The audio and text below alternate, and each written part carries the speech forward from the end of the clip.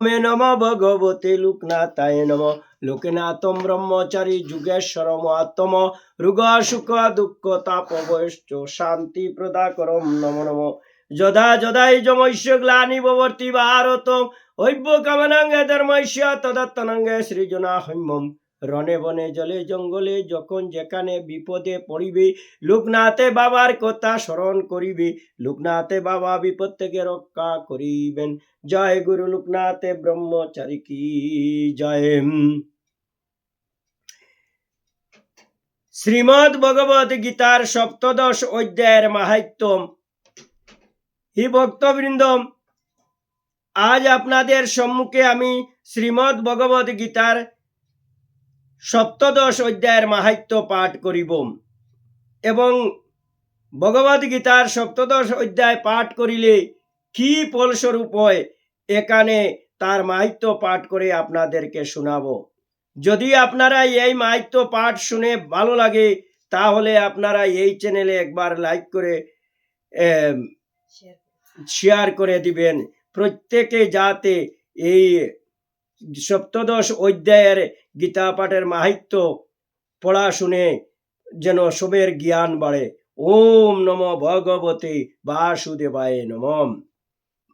ভগবান শিব বলিলেন, প্রিয়ে পার্বতী, শ্রীমদ্ ভগবদ গীতার 16 অধ্যায়ের সপ্তম মাহাত্ম্য শুনলে, অনন্ত মাহাত্ম্য শুনলে, এমন এখন সপ্তদশ অধ্যায়ের অমৃততুল্য মাহাত্ম্য বর্ণনা করছি শুনো।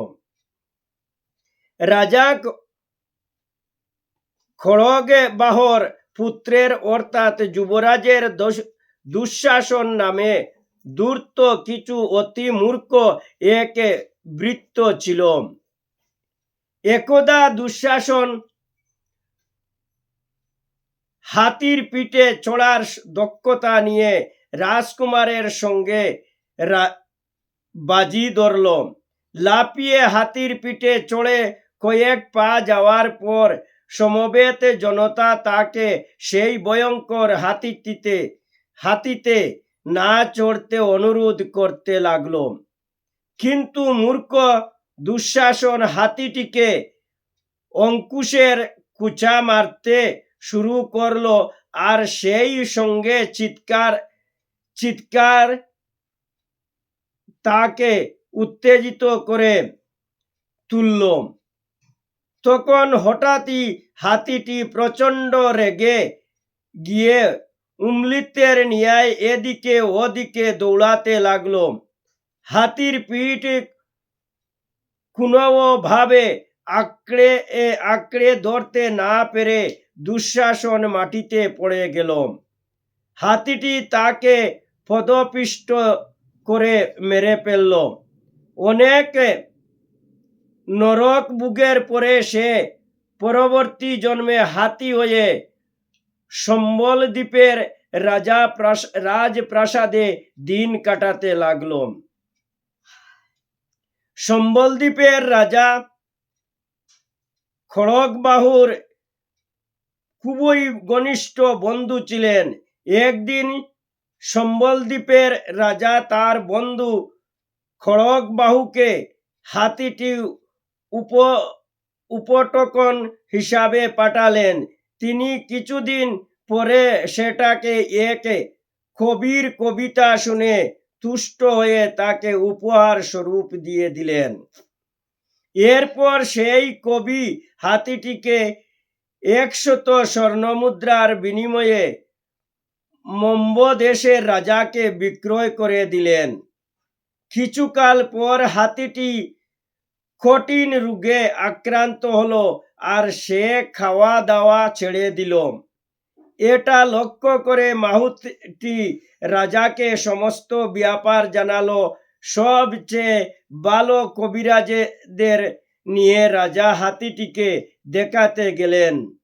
হাতিটি তখন রাজাকে অবাক করে দিয়ে কথা বলতে শুরু করলো। হাতিটি বলল, হে প্রিয় রাজা, আপনি খুবই ধার্মিক এবং বেদের একনিষ্ঠ অনুসারী। আপনি সর্বদাই ভগবান বিষ্ণুর শ্রীপাদ পদ্মের পূজা করেন তাই আপনি খুব ভালোই জানেন যে আমার জীবনের এই শেষ সময়ে আর ডাক্তার কবিরাজের কোনো ঔষধ কাজে আসবে না। মৃত্যু সময়ে দান দিয়ান বা মহযজ্ঞও কোনো কাজ হবে না। আপনি যদি আমার যত্ন নিতে চান বা আমাকে সাহায্য করতে চান, তবে এমন কাউকে আনুন যিনি প্রতিদিন শ্রীমদ্ ভগবত গীতার সপ্তদশ অধ্যায় পাঠ করে আমাকে শোনাতে পারেন। হাতিটির অনুরোধ ক্রমে রাজা এক মহান ভক্তকে নিয়ে এলেন, যিনি প্রতিদিন নিয়মিত শ্রীমদ্ ভগবত গীতার সপ্তদশ অধ্যায় পাঠ করতে লাগিলেন। আর এইভাবে পাঠ করার সময় একদিন ভক্তটি হাতির গায়ে মন্ত্রপুত পবিত্র জল সিঞ্চন করলেন, আর তখনই হাতিটি দেহ ত্যাগ করে ভগবান বিষ্ণুর ন্যায় চতুর্ভুজ মূর্তি লাভ করল। তাকে তখন বৈকুণ্ঠ লোকে নিয়ে যাওয়ার জন্য পুষ্পক বিমান পাঠানো হলো। বিমানে আরোহণ করার পর রাজা তার কাছে পূর্বজন্মের কথা জানতে চাইলেন। দুঃশাসন রাজাকে সব কথা খুলে বলে বৈকুণ্ঠে চলে গেল। এরপর থেকে নবশ্রেষ্ঠ মম্বপতি প্রতিদিন নিয়মিত শ্রীমদ্ ভগবত গীতার সপ্তদশ অধ্যায় পাঠ করতে লাগিলেন। অল্পকাল পরে তিনিও ভগবান শ্রীকৃষ্ণের শ্রীপাদ পদ্ম লাভ করিলেন। ওম নমো ভগবতে বাসুদেবায় নমঃ। ইতি শ্রীমদ্ ভগবত গীতার সপ্তদশ অধ্যায়ের মাহাত্ম্য সমাপ্ত। কি জয়। হরে কৃষ্ণ কৃষ্ণ কৃষ্ণ হরে হরে, হরে রাম রাম রাম হরে হরে। হে দয়াময় বাবা লোকনাথ, কৃপা করি দয়া করো, অদম জানিয়া ক্ষমা করিও। আমার অনেক ভুল ত্রুটি থাকতে পারে, অপরাধ ক্ষমা করিও। জয় বাবা লোকনাথ কি জয়। বল হরি বল হরি বল হরি।